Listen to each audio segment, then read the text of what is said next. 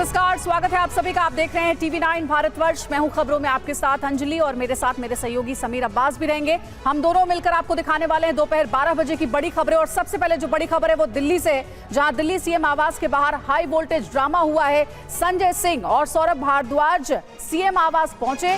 Police ने संजय सिंह और सौरभ भारद्वाज को रोका है। सीएम आवास पर आम आदमी पार्टी के नेता धरने पर बैठ गए। पुलिस और जेई से संजय सिंह की बहस भी हुई है। देखिए उसी दौरान का वीडियो आपको दिखा रहे हैं जब संजय सिंह और सौरभ भारद्वाज सीएम हाउस पहुंचे थे मीडिया को लेके, लेकिन पुलिस ने उन्हें रोक दिया और उसके बाद वहीं धरने पर बैठ गए दोनों नेता। शराब का बार है और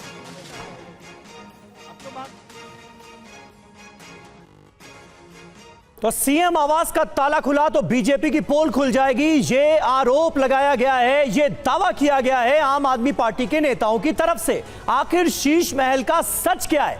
वो जो आम आदमी पार्टी दिखाना चाहती है या फिर वो जो बीजेपी वीडियो जारी कर बताना चाह रही है? इन सवालों के बीच दिल्ली में बहुत बड़ा सियासी बवाल चल रहा है। संजय सिंह और सौरभ भारद्वाज ने कल किए ऐलान के मुताबिक सीएम आवास में जाने की कोशिश की। काफी देर तक पुलिस के साथ और पीडब्ल्यूडी के जेई के साथ, जूनियर इंजीनियर के साथ उनकी बहस होती रही। यह जद्दोजहद काफी देर तक चली शीश महल में जाने की। मीडिया के कैमरों के बीच आम आदमी पार्टी के नेता संघर्ष करते दिखे, लेकिन उन्हें अंदर जाने की इजाजत नहीं मिली। तो संजय सिंह और सौरभ भारद्वाज वहीं धरने पर बैठ गए, जो वीडियो आपको लगातार हम दिखा भी रहे हैं। कुछ देर धरने पर बैठने के बाद मीडिया से दोनों नेताओं ने बात की और न सिर्फ पीएम आवास की तरफ कूच की बात कही, बल्कि इस बार चुनाव शीश महल बनाम राजमहल होने का भी इशारा किया। सवाल यह है कि क्या वाकई शीश महल को लेकर बढ़ा चढ़ाकर बातें की जा रही हैं या फिर हकीकत में शीश महल में करोड़ों की लागत से ऐशो आराम का बंदोबस्त किया गया था? और राजमहल को लेकर आपके दावे का सच क्या है?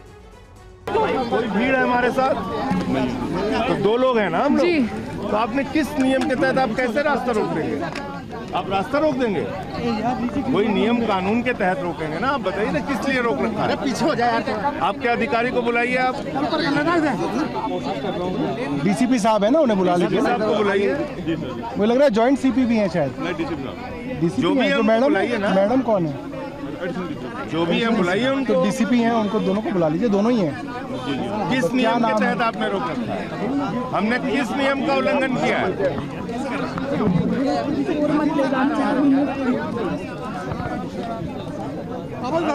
कहाँ है आपके अधिकारी, कहाँ है? बुलाइए सर। भाई थोड़ा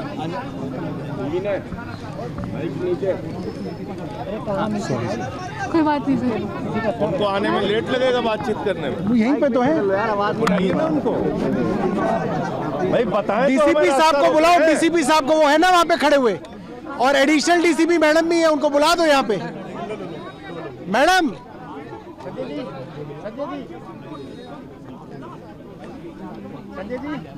कोई बात करके बताए तो क्यों रोक रखा है? क्या हो गया? ऐसा कौन सा पहाड़ टूट पड़ा? दो लोग आए हैं देखने के लिए। हाँ मैडम बताइए, क्यों यहाँ क्यों रोक रखा है? नहीं, मैं कह रहा हूँ रास्ता तो आपने रोक रखा है ना। तो ये कैबिनेट मंत्री हैं दिल्ली सरकार के, मैं सांसद हूँ, दो ही लोग हैं, दो लोग से ज्यादा नहीं है ना। लॉ एंड ऑर्डर आप देखती हैं, पीयूष आपने रास्ता रोक रखा है। तो ये एक सांसद के और एक कैबिनेट मंत्री के विशेषाधिकार का हनन कर रही हैं आप। बिना किसी कारण के किसी का रास्ता नहीं रोक सकती आप। या आप कारण बताइए मैडम, या तो आप कारण बताइए कि इस कारण से आपके पास आपने यहाँ पुलिस का बंदोबस्त किया हुआ है। कोई इंस्ट्रक्शन है आपके पास? क्यों रोक रखा है? क्या इंस्ट्रक्शन है आपके पास, बताइए। तो एक सांसद और एक कैबिनेट मंत्री का रास्ता क्यों रोका जा रहा है? यह हमारे विशेषाधिकार का हनन है। यह बात संजय सिंह पुलिस के अधिकारियों से कहते हुए नजर आए, पीडब्ल्यूडी के जूनियर इंजीनियर से कहते नजर आए, लेकिन इजाजत नहीं मिली उन्हें आवास के अंदर दाखिल होने की। अब दोनों नेता यहां से निकल गए हैं और ताजा खबर यह आ रही है कि प्रधानमंत्री आवास जा रहे हैं। आम आदमी पार्टी के दोनों नेता संजय सिंह और सौरभ भारद्वाज सीएम हाउस से पीएम हाउस की तरफ दोनों नेता रवाना हुए हैं। संजय सिंह और सौरभ भारद्वाज जा रहे हैं प्रधानमंत्री आवास।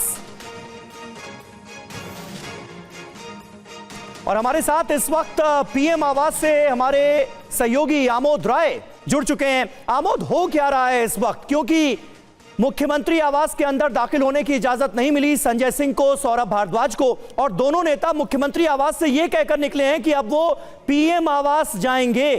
वहां पर क्या तैयारियां हैं, क्या बंदोबस्त हैं, जरा बताएं।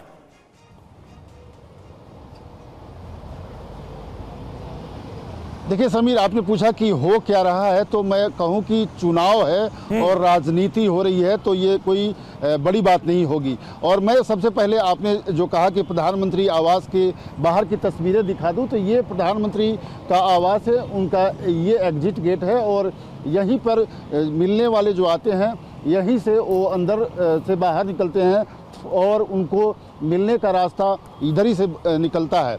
सबसे महत्वपूर्ण बात यह है कि यहाँ कोई भी हलचल नहीं है।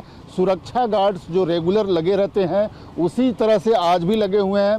आप देख सकते हैं स्पेशल फोर्सेज के लोग बाउंड्री पे खड़े रहते हैं। प्रधानमंत्री जो 7 लोक कल्याण मार्ग है उसके बाउंड्री पे, तो वो वैसे ही खड़े हैं। और यहाँ इतनी चुस्त दुरुस्त व्यवस्था होती है कि यहाँ पर कोई नेता हमारे साथ आप जुड़े रहिएगा। देखिए, एक और तस्वीर सामने आ रही है दिल्ली की मुख्यमंत्री आतिशी के आवास के बाहर से, जहां वीरेंद्र सचदेवा इस वक्त पहुंचे हैं। तो जमकर सियासत हो रही है। दिल्ली विधानसभा चुनाव को लेकर तारीखों का ऐलान हो गया है। एक और जहां चुनावी प्रचार हो ही रहा है, तो वहीं दूसरी ओर एक दूसरे पर आरोप प्रत्यारोप भी लगाए जा रहे हैं।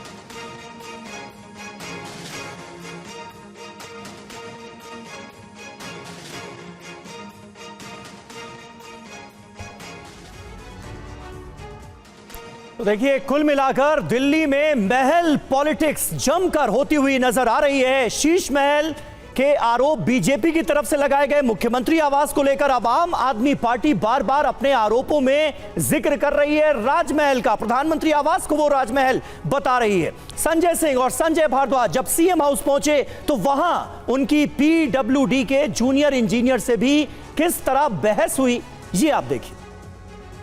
आप कौन है? इसलिए आप कौन है?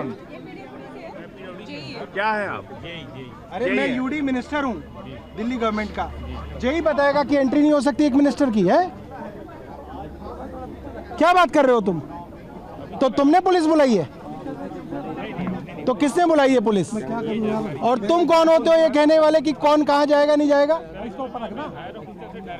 कौन हायर ऑफिसर है? क्या डायरेक्शन है आपको? एक मिनट, क्या डायरेक्शन है? क्यों नहीं खोला जा सकता? ये सर नॉलेज नहीं है। इस बंगले के बारे में दुष्प्रचार कर रहे हैं बीजेपी वाले कि यहाँ सोने का टॉयलेट है, स्विमिंग पूल है, मिनी बार है, तो दिखाओ ना कहाँ है? तुमने देखा है स्विमिंग पूल? तुमने नहीं देखा ना, तो इनको भी दिखाओ। कोई भी ऐसी जानकारी देने के लिए मैं अभी जो है बिना किसी हमें डायरेक्शन है कि मैं कोई जानकारी नहीं दे पाऊंगा। क्यों नहीं जानकारी दे पाओगे? सर ये कौन है? ये एक पीडब्ल्यूडी के जेई हैं। आपने ताला लगाया वहाँ पे ना, आपका ताला है ना, आपका ताला है, तो वहाँ पे कहा जा रहा है, बीजेपी वाले कह रहे हैं वहाँ स्विमिंग पूल है, सोने का टॉयलेट है, मिनी बार है। देखा तुमने अंदर? देखा है? नई जानकारी तो खोल के दिखाओ, खोल के दिखाओ ना। तुम्हारे मिनिस्टर आए वो देखना चाहते हैं, इनको ही दिखाओ। पहले आप आए हुए तब हमने कुछ कहा आपसे? अरे मंत्री को तुम दिखाओगे नहीं? अपने मिनिस्टर को ही रोक के खड़े हो। इन्हीं को अकेले लेते जाओ, इनको दिखा दो। भाई एक बात बताओ, मिनिस्टर की डायरेक्शन से बड़ी डायरेक्शन है या तो एलजी की डायरेक्शन है तुम्हें? मेरे से ऊपर तो एलजी है। मेरे से ऊपर किसी आदमी की डायरेक्शन है तो तुम बताओ किसकी डायरेक्शन है? किसने रोका है तुम्हें? तुमको किसने बोला है? हायर ऑफिसर का नाम बताओ ना, किसने रोका है तुम्हें? अरे भाई ये मंत्री है, इंस्पेक्शन करने आए, देखने आए ना। मेरे से ऊपर तो नहीं है ना वो अफसर, मेरे से ऊपर तो एलजी है। एलजी ने डायरेक्शन दी है तो बताओ, नहीं दी है तो खोलो, चलो हटो। कहाँ बीच में अड़े हुए हो? 24 चल रहा है? अपने सीनियर ऑफिसर को बुलाओ, उनको बुलाओ ना। और ये देखिए उसी दौरान की पूरी बातचीत हमने आपको दिखाई जब सौरभ भारद्वाज संजय सिंह सीएम हाउस के बाहर थे। पुलिस और जेई के साथ वो बहस करते नजर आ रहे थे क्योंकि उन्हें अंदर जाने से रोका जा रहा था। और सीएम हाउस से ही हमारे सहयोगी सुरभि भी हमारे साथ जुड़ गई हैं, उनका रुख करेंगे। सुरभि, हमने देखा कि एक लंबी बातचीत जद्दोजहद के बाद संजय सिंह और सौरभ भारद्वाज सीएम हाउस से निकल गए। जानकारी जो सामने आ रही है कि पीएम हाउस की तरफ कूच करने जा रहे हैं। अभी इस वक्त सीएम हाउस के बाहर का क्या नजारा है, क्या चल रहा है वहां पे? तस्वीरें बिल्कुल अंजलि वैसी ही हैं और इन्हीं तस्वीरों के आधार पर उन्होंने सवाल उठाया कि जब दो लोगों ने यहाँ पर आना था तो इतनी भारी भरकम सिक्योरिटी क्यों की गई, क्यों ये डबल लेयर बैरिकेडिंग की गई। तस्वीरें एक बार फिर से संदीप यहाँ पर दिखा दीजिए, क्योंकि संजय सिंह जिस तरीके से यहाँ पर अंदर जाने की आज कोशिश कर रहे थे उसमें उन्होंने सबसे महत्वपूर्ण बात ये कही कि एक बार फिर से ये साबित हो गया कि किस तरीके से दुष्प्रचार किया जा रहा है। उन्होंने फिर से यही सवाल उठाए कि मुख्यमंत्री आवास को लेकर जिस तरीके से चिल्ला कर दावे किए जा रहे थे उसका सच जानने के लिए अगर हम अंदर जाना चाहते हैं तो फिर इतनी बैरिकेडिंग और इतनी पुलिस फोर्स को तैनात क्यों किया गया है। हालांकि सौरभ भारद्वाज यहां पर हमने देखा जब वो भी इस बात को लेकर सवाल उठा रहे थे कि आखिर हमें अंदर जाने से क्यों रोका जा रहा है, किसके कहने पर रोका जा रहा है। एक सवाल हमने उनसे बार बार ये किया कि आखिर चाबी है किसके पास, और अगर चाबी पीडब्ल्यूडी के पास है और आप किसी तरीके से इंस्पेक्शन भी अगर कोई करना चाहता है तो उसका एक प्रोसेस होता है कि आप अंदर जाने के लिए बाकायदा एक परमिशन होती है कि किसको अंदर जाना है। उन्होंने ये भी कहा कि हम तो सिर्फ 2 लोग यहाँ पर आए हैं, इतनी सुरक्षा क्यों की, क्या हम कोई आतंकवादी हैं। तो जिस तरीके से आज यहाँ पर आरोप लगाए जा रहे थे उससे ये साफ है कि आज यहाँ पर आकर ये साफ था कि अंदर जाने की तो इजाज़त नहीं मिलेगी, क्योंकि ये सवाल मैंने भी उनसे किया कि अगर चाबी पीडब्ल्यूडी के पास है तो क्या आपने कोई रिक्वेस्ट भेजी थी कि यहाँ पर अंदर जाकर किसी तरीके से कोई इंस्पेक्शन किया जाना ज़रूरी है, क्या एक प्रोसेस फॉलो किया गया। ये सवाल सौरभ भारद्वाज से भी इसीलिए किया गया था कि आप अगर ये दावा कर रहे हैं कि सब कुछ आपकी देखरेख में है तो आपसे ऊपर जो है जिनको लेकर वो बार बार ये सवाल उठा रहे थे, इशारा उनका एलजी की तरफ से था कि बिल्कुल। सुरभि, यहाँ पर थोड़ी देर के लिए आपको रोकना चाहेंगे। इस वक्त सुमंत हमारे सहयोगी दिल्ली की मुख्यमंत्री आतिशी जहां पर रहती हैं, यानी कालका जी इलाके में जो आतिशी का अपना आवास है जहां पर आजकल वो रह रही हैं, वहां पर मौजूद हैं। और थोड़ी देर पहले बीजेपी के दिल्ली प्रदेश अध्यक्ष वीरेंद्र सचदेवा वहां पर पहुंचे हैं। सुमंत मौजूद हैं इस वक्त वहीं से। सुमंत, वहां पर क्या हो रहा है और वीरेंद्र सचदेवा वहां क्यों पहुंचे? बिल्कुल समीर, इस वक्त मैं मथुरा रोड पे आतिशी का जो सरकारी आवास है वहां पे मौजूद हूं और अब से थोड़ी देर पहले दिल्ली बीजेपी के अध्यक्ष वीरेंद्र सचदेवा यहां पहुंचे हैं।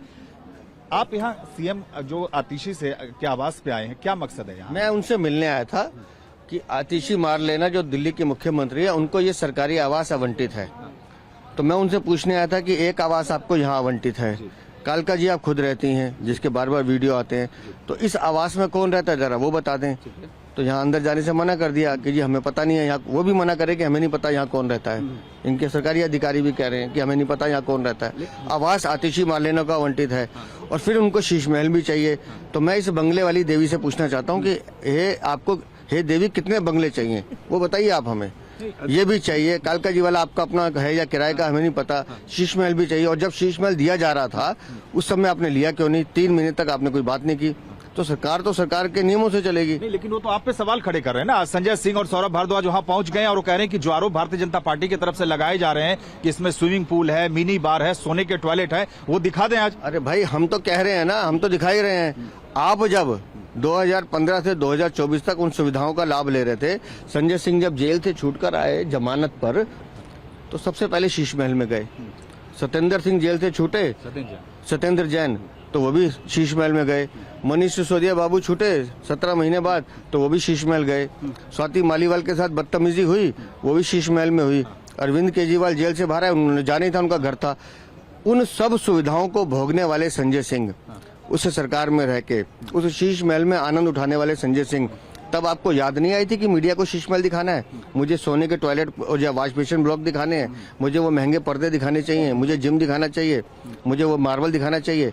आज जब आचार संहिता लग गई और वो बंगला पूरी जांच एजेंसी के घेरे में है, अब आप कह रहे हैं मैं देखना चाहता हूँ। अरे भैया, जिन सुविधाओं को आपने भोगा है उस पाप के भागीदार आप भी हो, तो जवाब तो आपको ही देना पड़ेगा। कल आतिशी कह रही थी कि हिंदुस्तान के इतिहास में ये पहली बार हुआ कि 3 महीने में किसी चुनी हुई मुख्यमंत्री का बंगला खाली करा लिया गया। किसका है बंगला?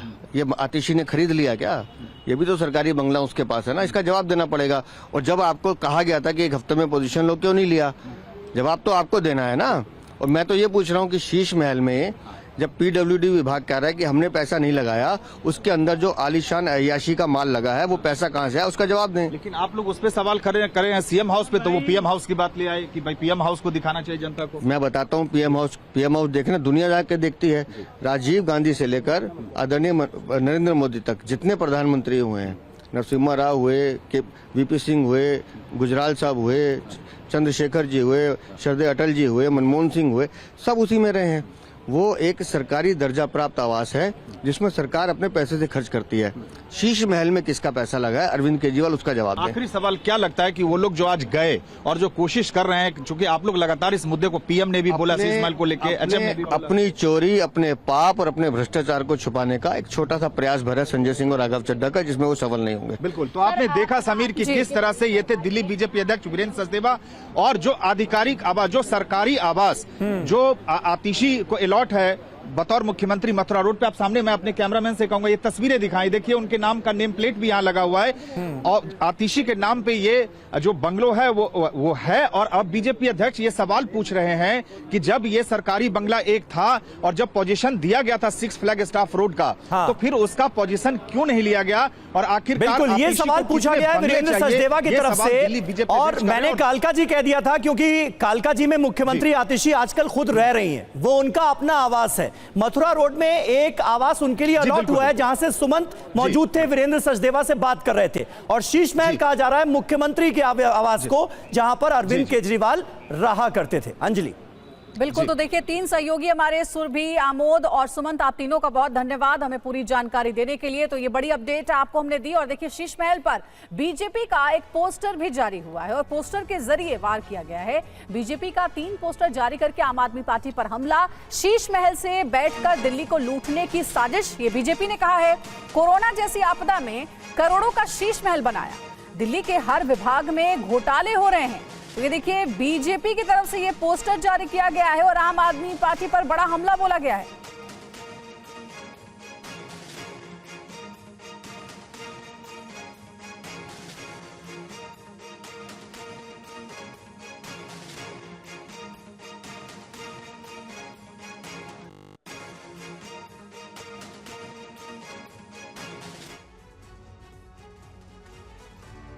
तो ये तो बात हुई दिल्ली की महल पॉलिटिक्स की। अब खबरों में आगे बढ़ते हैं, बात सुपरस्टार सलमान खान की बुलेट प्रूफ सुरक्षा की।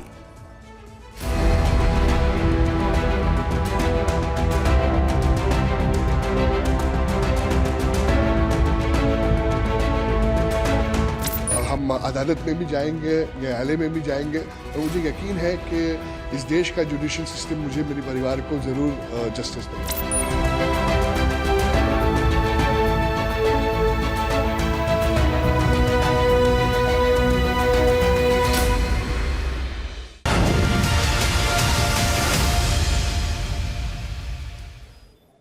जी हां, पिछले 24 घंटे से 3 नाम देश में चर्चा के केंद्र में हैं। सलमान खान, लॉरेंस बिश्नोई और बाबा सिद्दीकी।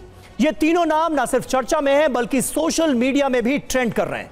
इन नामों के साथ ही सलमान खान के घर गैलेक्सी अपार्टमेंट की बुलेट प्रूफ सुरक्षा वाली तस्वीरें भी लगातार सुर्खियों में। आपने अब तक जिस बैल्कनी में सलमान खान को ईद, दिवाली, होली या फिर अपने जन्मदिन पर फैंस का शुक्रिया अदा करते देखा है, वहां की तस्वीर ही बदल गई है। अभूतपूर्व सुरक्षा के इंतजाम यहां पर किए गए।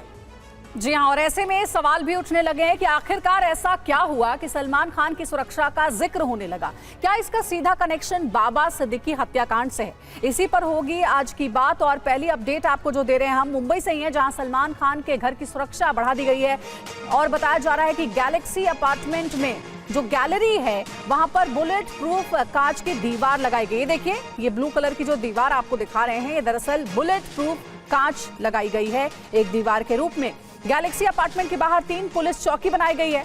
घर के बाहर 100 पुलिस वालों की तैनाती रहेगी। फेंसिंग के साथ साथ 7 सीसीटीवी भी लगाए गए हैं।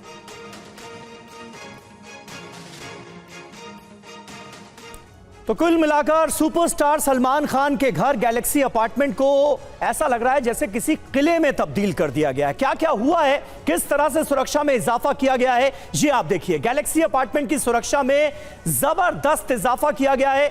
हाईटेक सिक्योरिटी यहां पर प्रोवाइड कराई गई है। गैलरी में बुलेट प्रूफ ग्लास की दीवार लगा दी गई है। घर की खिड़कियों तक में बुलेट प्रूफ शीशे लगाए गए हैं। अपार्टमेंट के बाहर 3 पुलिस चौकियां बनाई गई हैं, जिसमें जी हां, पिछले 24 घंटे से 3 नाम देश में चर्चा के केंद्र में है। सलमान खान, लॉरेंस बिश्नोई और बाबा सिद्दीकी। ये तीनों नाम न सिर्फ चर्चा में हैं बल्कि सोशल मीडिया में भी ट्रेंड कर रहे हैं।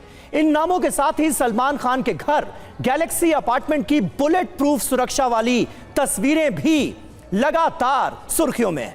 आपने अब तक जिस बैल्कनी में सलमान खान को ईद, दिवाली, होली या फिर अपने जन्मदिन पर फैंस का शुक्रिया अदा करते देखा है, वहां की तस्वीर ही बदल गई है। अभूतपूर्व सुरक्षा के इंतजाम यहां पर किए गए। जी हां, और ऐसे में सवाल भी उठने लगे हैं कि आखिरकार ऐसा क्या हुआ कि सलमान खान की सुरक्षा का जिक्र होने लगा। क्या इसका सीधा कनेक्शन बाबा सिद्दीकी हत्याकांड से है? इसी पर होगी आज की बात। और पहली अपडेट आपको जो दे रहे हैं हम मुंबई से ही है, जहां सलमान खान के घर की सुरक्षा बढ़ा दी गई है और बताया जा रहा है कि गैलेक्सी अपार्टमेंट में जो गैलरी है वहां पर बुलेट प्रूफ कांच की दीवार लगाई गई है। देखिए, ये ब्लू कलर की जो दीवार आपको दिखा रहे हैं, ये दरअसल बुलेट प्रूफ कांच लगाई गई है एक दीवार के रूप में। गैलेक्सी अपार्टमेंट के बाहर 3 पुलिस चौकी बनाई गई है। घर के बाहर 100 पुलिस वालों की तैनाती रहेगी। फेंसिंग के साथ साथ 7 सीसीटीवी भी लगाए गए हैं।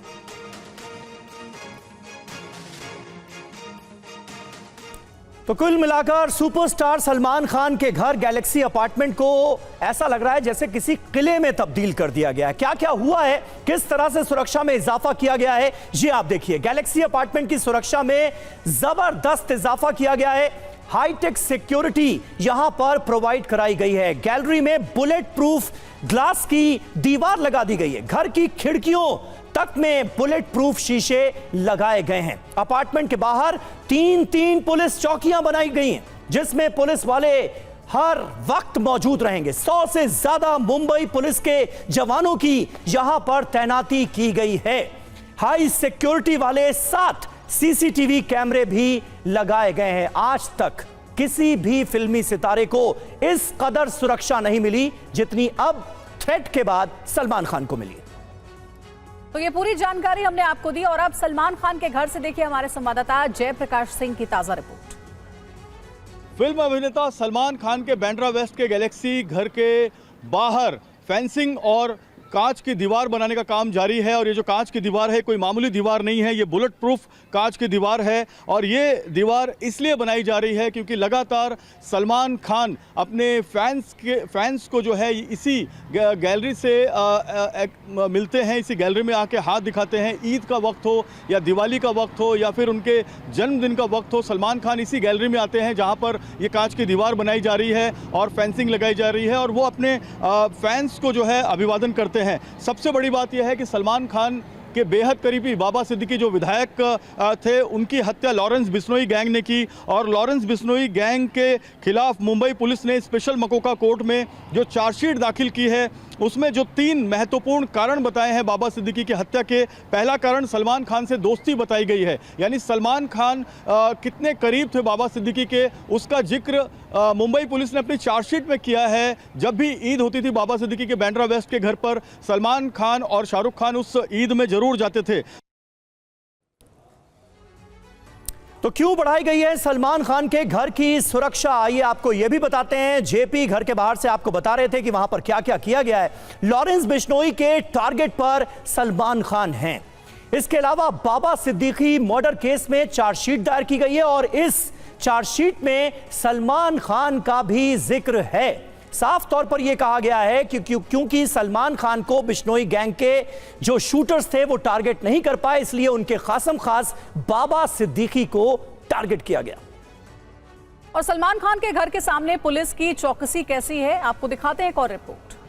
यहाँ बहुत चाक चौबंद पुलिस व्यवस्था की गई है और इस पुलिस व्यवस्था में जो एक चौकी है सलमान खान के घर के बाहर लगाई गई है, एक जो गाड़ी है SRPF की वो सलमान खान के घर के बाहर लगाई गई है, दूसरी चौकी सलमान खान के घर के बाहर बाईं तरफ लगाई गई जहाँ पे महिला पुलिसकर्मी हैं। यहाँ पर पुलिसकर्मी और साथ में जो स्पेशल बॉडीगार्ड्स हैं, जो प्राइवेट बॉडीगार्ड्स हैं, उनको रखा गया है। और बुलेट प्रूफ जो गाड़ी है वो भी यहाँ पर बीच बीच में गश्त लगाते रहती है। सबसे महत्वपूर्ण बात यह है कि ये जो फेंसिंग की जा रही है यहाँ पर सलमान खान के जो फैंस हैं वो चढ़ जाते हैं और यहाँ पर चढ़कर वो सलमान खान से मिलने की कोशिश करते हैं। यहाँ से इस दीवार से चढ़कर वो आगे जाते हैं और आगे जाके सलमान खान से मिलने की कोशिश करते हैं। इसी वजह से ये लोहे की फेंसिंग भी की जा रही है ताकि सलमान खान का कोई भी फैन यहाँ पर चढ़ ना पाए। सीसीटीवी लगाई गई है, देखिए एक सीसीटीवी ऊपर है, 2 सीसीटीवी नीचे है और इसके साथ ही 4 सीसीटीवी दाईं तरफ पेड़ के पास लगाई गई है। पहली बार मुंबई में ऐसा हो रहा है कि किसी अभिनेता के घर के बाहर और घर के अंदर जो है बुलेट प्रूफ कांच लगाए जा रहे हैं। उस कांच की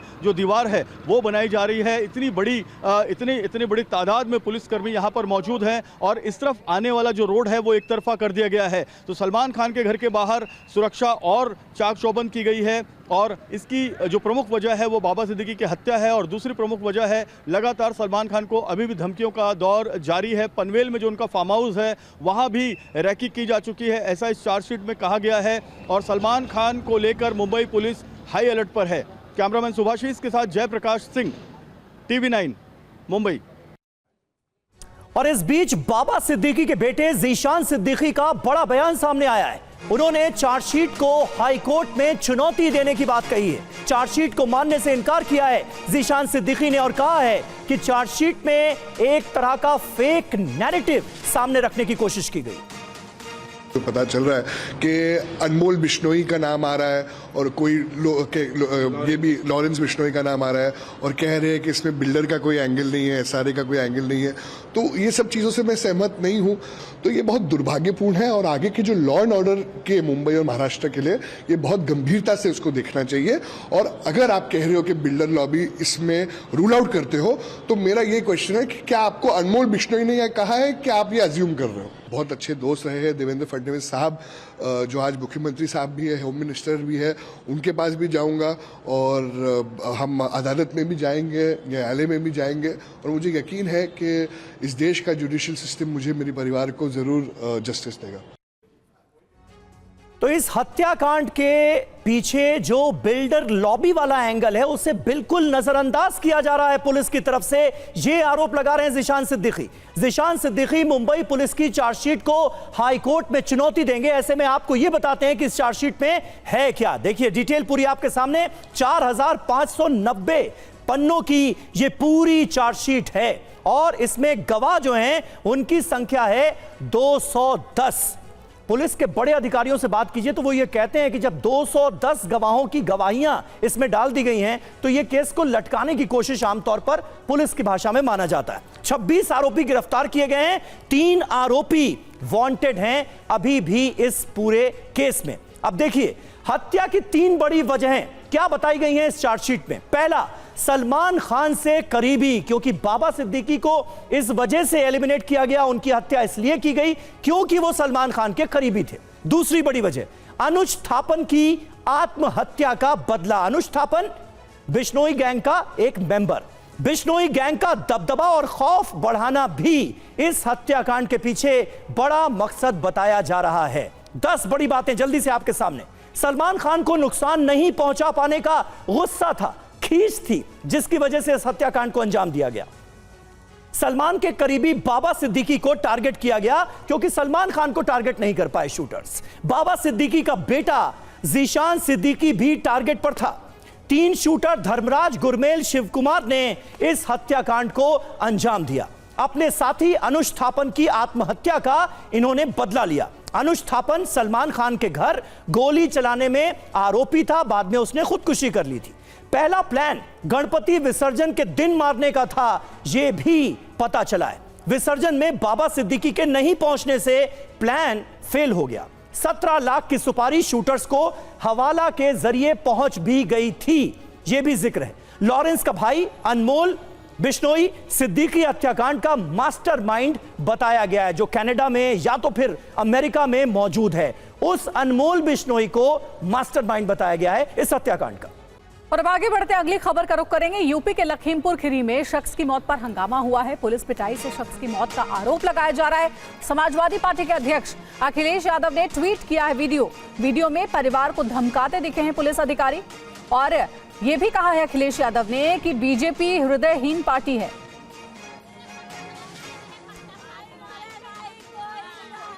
तो देखिए समाजवादी पार्टी के प्रमुख अखिलेश यादव ने एक वीडियो पोस्ट किया है सोशल मीडिया पर और उसी के ऊपर सवाल उठाया है यूपी सरकार के ऊपर।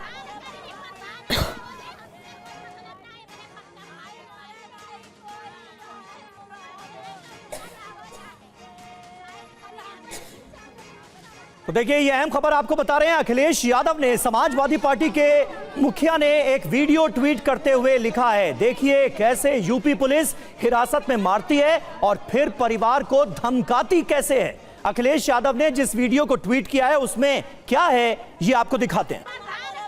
ना तो मजगी थाना सस्पेंड हो और ना निगासन हो और ना तुझे 30 लाख रुपए दें। तेरे पे जितने दिन रखना उतने दिन रख ले तू इसे डेड बॉडी को, और हम जा रहे हैं यहाँ से। तेरे पे जो करना है कर लिए, चलो भैया। ले गलत मांगे कुछ नहीं हो पाएगा, गलत मांगे सर, जो करना है वो कर। 3 दिन 4 दिन 5 दिन सर सर थोड़ा सा मांगो, गलत मांगे करनी है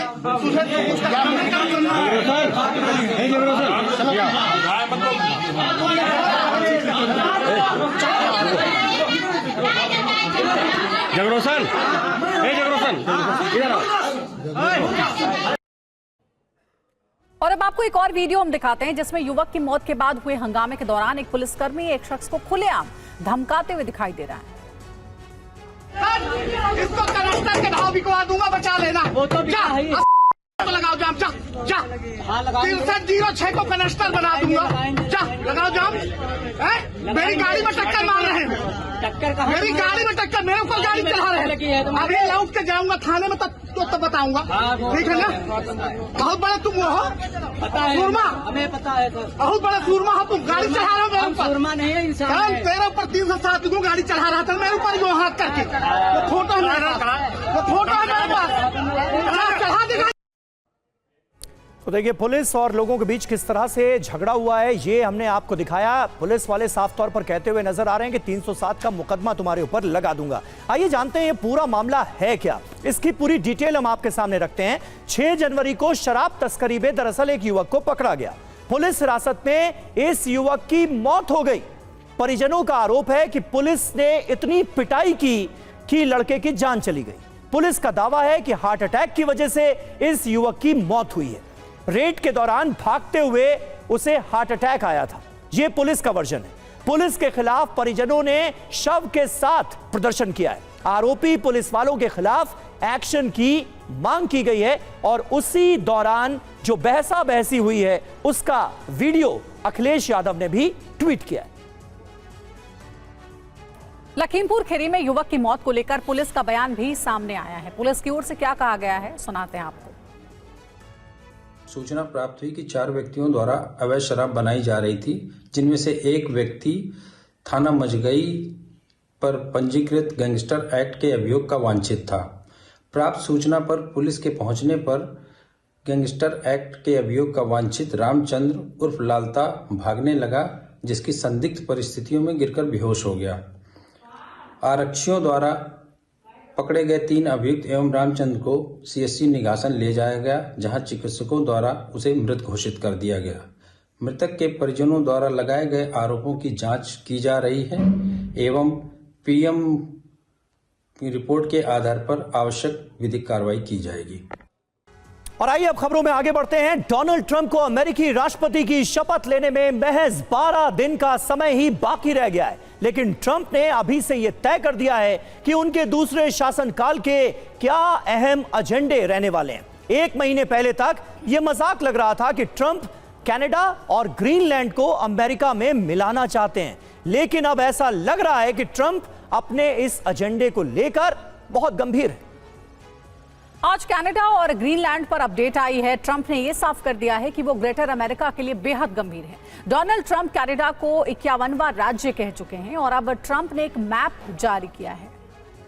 तो अमेरिका के नवनिर्वाचित राष्ट्रपति डोनाल्ड ट्रंप ने अमेरिका का नया मैप पोस्ट किया है। सोशल मीडिया पर नया मैप यानी कि नक्शा पोस्ट किया गया है और कनाडा को दिखाया गया है अमेरिका का हिस्सा। ये देखिए, ये वही मैप है जिसमें कनाडा को अमेरिका का हिस्सा बताया गया है।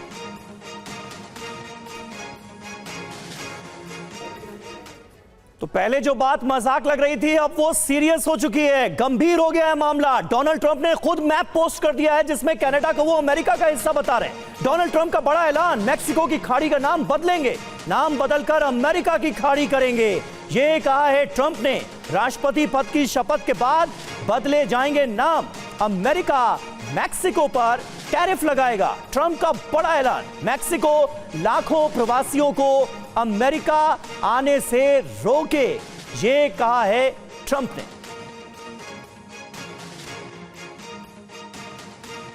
दरअसल डोनाल्ड ट्रंप ग्रेटर अमेरिका के मिशन पर काम कर रहे हैं। कहा तो यह भी जा रहा है कि ट्रूडो का इस्तीफा उनके मिशन की पहली कामयाबी।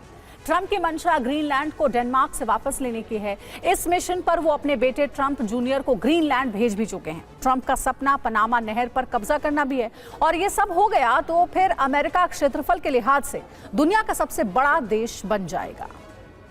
ट्रंप का ग्रेटर अमेरिका का सपना क्या है, और अगर इसे पूरा हो गया ये सपना तो फिर अमेरिका कितना ताकतवर हो जाएगा, ये अब समझिए। अमेरिका का मौजूदा क्षेत्रफल 98 लाख वर्ग किलोमीटर से थोड़ा ज्यादा है, और अगर इसमें कनाडा और ग्रीनलैंड का क्षेत्रफल भी मिल जाए तो पूरा इलाका लगभग 220 लाख वर्ग किलोमीटर हो जाएगा, जो रूस के क्षेत्रफल से भी ज्यादा होगा। आबादी के हिसाब से देखें तो अमेरिका की जनसंख्या 33 करोड़ से ज्यादा है, और तीनों मिल जाने के बाद ग्रेटर अमेरिका की जनसंख्या 37 करोड़ से ज्यादा होगी। वैसे तो अमेरिका खुद आर्थिक सुपर पावर है, लेकिन अगर तीनों की जीडीपी मिला दी जाए तो ये 31 ट्रिलियन डॉलर से ज्यादा होगी। पनामा नहर पर नियंत्रण और ग्रीनलैंड के शामिल होने से समुद्री व्यापार पर अमेरिकी प्रभुत्व स्थापित हो जाएगा, और आर्कटिक में नए व्यापार मार्गों पर भी अमेरिका को बढ़त हासिल हो जाएगी। बात अगर ग्रेटर अमेरिका की सामरिक स्थिति की करें तो अमेरिका में कनाडा और ग्रीनलैंड के जुड़ने से आर्कटिक क्षेत्र में रूस और चीन के मुकाबले अमेरिका को रणनीतिक बढ़त हासिल होगी। पनामा नहर पर नियंत्रण से अमेरिका वहां से गुजरने वाले सैन्य जहाजों और व्यापार मार्गों पर सीधा नियंत्रण रखेगा। प्रशांत महासागर और अटलांटिक महासागर के बीच अमेरिका बेहद तेजी से सैन्य तैनाती कर सकेगा। तो ये है डोनाल्ड ट्रंप का पूरा मिशन, और इसे अंजाम देने के लिए डोनाल्ड ट्रंप जूनियर ग्रीनलैंड पहुंचे हैं। ग्रीनलैंड की राजधानी नूक में उतरा ट्रंप जूनियर का प्लेन। डोनाल्ड ट्रंप कई मौकों पर ग्रीनलैंड को अमेरिका का हिस्सा बनाने की बात कह चुके हैं। ट्रंप ने अपने सोशल मीडिया पर भी लिखा था, ग्रीनलैंड एक अद्भुत जगह है, ग्रीनलैंड दुनिया का सबसे बड़ा द्वीप है। और अब ग्रीनलैंड में ट्रंप जूनियर के इस दौरे को यही वजह है कि काफी अहम माना जा रहा है। अमेरिकी इतिहास में ऐसा सौदा पहले भी हो चुका है। 1867 में तत्कालीन अमेरिकी राष्ट्रपति एंड्रयू जॉनसन ने रूस से अलास्का को $7.2 मिलियन में खरीदा था। उस समय रूस को लगा था कि अलास्का उनके लिए आर्थिक रूप से बोझ है, लेकिन यह सौदा बाद में अमेरिका के लिए एक वरदान साबित हुआ। अब आपको दिखाते हैं कि आखिर ग्रीनलैंड पर अमेरिका की नजर क्यों है। ग्रीनलैंड पर अमेरिका की क्यों नजर है, ये जानिए। पहला पॉइंट ये कि रूस यूरोप पर नजर रखना आसान हो जाएगा अमेरिका के लिए। दूसरा पॉइंट है, दुर्लभ खनिज तेल गैस के विशाल भंडार मिलेंगे, साथ ही बर्फ पिघलने से नए समुद्री रास्ते भी खुलेंगे। भौगोलिक सामरिक स्थिति जो है अमेरिका की और मजबूत हो जाएगी। ग्रीनलैंड को बेचने से डेनमार्क को भी राहत मिलेगी। और कनाडा को लेकर जस्टिन ट्रूडो का देखिए एक अहम बयान आया है। कनाडा कभी भी अमेरिका का हिस्सा नहीं बनेगा, यह कहा है जस्टिन ट्रूडो ने। दोनों देश व्यापारिक और सुरक्षा भागीदार हैं। तो डोनाल्ड ट्रंप ने अपने मंसूबे बिल्कुल क्लियर कर दिए हैं कि कनाडा को लेकर उनकी स्ट्रेटजी क्या है। कनाडा को वो अमेरिका में मिलाना चाहते हैं, और उसके बाद जस्टिन ट्रूडो का ये रुख सामने आया है जिसमें वो ये कह रहे हैं कि यूएसए का हिस्सा कभी नहीं बनेगा कनाडा। क्या कनाडा की वजूद पर खतरा ट्रूडो की गलतियों का नतीजा है? ट्रंप ने ऐसा क्या कहा है जिसने एक बार फिर इस नॉर्थ अमेरिकन देश के भविष्य पर सवालिया निशान लगा दिया है? स्पेशल रिपोर्ट में देखिए कैसे सिर्फ एक साल में ट्रूडो की सत्ता का सूर्यास्त हो गया। कहते हैं बोया पेड़ बबूल का तो आम कहां से हो। कनाडा के प्रधानमंत्री जस्टिन ट्रूडो ने खुद अपनी राह में कांटे ही कांटे बोए, जो आखिरकार उनके लिए ही नासूर बन गए, और फिर बड़े बेआबरू होकर तेरे कूचे से हम निकले की तर्ज पर सत्ता से विदाई का ऐलान करना पड़ा। कुर्सी छोड़नी थी, या यूं कहें कि छोड़नी पड़ी। ऐसे में कुछ तो कहना था, लिहाजा खुद को लड़ाका बता दिया लेकिन सच तो यह है कि ट्रूडो ने ऐसे वक्त में पीएम और लिबरल पार्टी के नेता का पद छोड़ा है जब उनकी पार्टी तो छोड़ी, उनका देश ही मझधार में है। ऐसे में नेता विपक्ष और भविष्य के प्रधानमंत्री बताए जा रहे पियरे पॉलिवरे ट्रूडो को श्रीमान बंटाधार बता रहे हैं। ट्रूडो पर देश को तोड़ने के आरोप लग रहे हैं। वैसे तोड़ा तो उन्होंने बहुत कुछ है, मसलन प्रधानमंत्री जैसे पद की मर्यादा, कनाडाई लोगों का भरोसा और अंतर्राष्ट्रीय रिश्ते, जिसकी सबसे बड़ी मिसाल भारत से 77 साल पुराने और पक्के रिश्ते को रसातल में ले जाना है। इसे समझने के लिए आपको सितंबर 2023 की उन तस्वीरों को देखना होगा जब बतौर पीएम ट्रूडो दूसरी बार भारत आए थे। मौका G20 समिट का था, लेकिन वो भारत में कभी खालिस्तान के मुद्दे पर घिरे तो कभी विमान में खराबी के चलते उनकी फजीहत हुई। खुद कनाडाई मीडिया ने ट्रूडो को खूब बुरा भला सुनाया। कनाडा के अखबार नेशनल पोस्ट ने तो यहां तक लिख दिया कि प्रधानमंत्री नरेंद्र मोदी ने जो बाइडेन समेत बाकी नेताओं से द्विपक्षीय वार्ता की, लेकिन ट्रूडो के साथ बस 10 मिनट की बिना मतलब की बातचीत की। मोदी और ट्रूडो की मुलाकात में भी ये दूरी साफ नजर आई। ट्रूडो घर में ही घिरे तो ध्यान भटकाने के लिए एक ऐसा पैंतरा चला जो उनके करियर की सबसे बड़ी भूल साबित हुई। 18 सितंबर 2023 को उन्होंने कनाडाई संसद में खालिस्तानी आतंकी हरदीप सिंह निज्जर की हत्या का आरोप भारत पर मढ़ दिया। निज्जर की हत्या 18 जून 2023 को कनाडाई शहर सरे में एक गुरुद्वारे की पार्किंग में गोली मारकर कर दी गई थी।